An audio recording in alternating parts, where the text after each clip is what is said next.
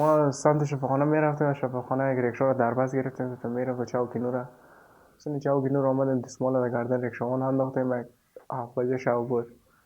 دستمال در گردنش انداختیم، گردنش گرفتیم تاو دادیم در دستاش بسته کردیم. رکشاوان رکشا پایین انداختیم، رکشاش بردیم. یک دو شب پیش ما بود. و روز سوم بود که میخواستیم رکشا رو بفروشیم. گیر آمدیم دیگه. اون با حوزه دو رفتیم. حوزه دو ما را برد، اقرار کردیم دیگه. بله رکشا رو دوزی کردیم. همین دیگه دوزی اولی ما بود دیگه. اونم گیر آمدیم، نتونستیم فروخته. نخواد که دیگه اشتباه رو دوباره تکرار کنیم. رفته بودیم شهر 3 نفر بودیم. رکشا را در باز گرفتیم، ما بودیم طرف چوک نور. آمدیم، از اونجا ایره خفا کردیم و دست پایش بسته کردیم، انداختیم. باز رکشا را گرفتیم بردیم و یک جا استاد کردیم. بعد از او چند وقت باز بردیم سودا کردن گیر آمدیم. دیگه روز شام بود دیگه، حسین زنگ زد بریم گفت شرکت، گفت تک فامیلیم از این فایده خبر نبود. گفت آمدیم که رکشا استاد بود. فامیل ایره بردیم شرکت سیم فامیل دیگه. من رکشا داشتم، یک 10 متر روز رفته بودم استادم مچم پیش شدم و حسین دیگه لطف الله اینا فهمید گردن رکشا اون سن دستمال با قید دستش بس که دیگه شه رکشا اند ما سر جلا بشتیم، ما سر جلا شدیم نه رکشا رو گرفته بودیم.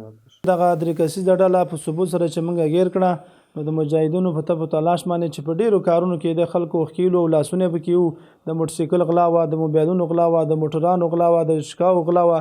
خو الحمدلله چې یو موټر او یو د رشقا دې سره په ثبوت باندې ګیر شولو نو په خپله اقراریم دا کوي چې ولکو دغه جرم کې موږ لاس لرودو.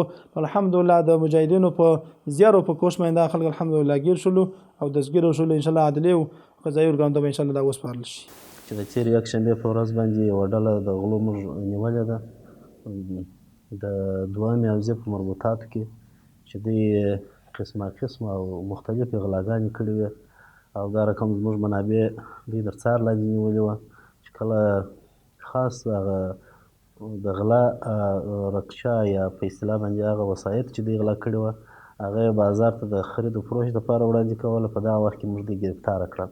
نو الحمدلله دا یو 3 کسیزه ډله ده د اسلامي پولیسو هڅه وه چې دا غله ګرفتاره سول او په خپل جرم باندې هر یوه بې له کم وهلو یا تهدید اعتراف کړی دی.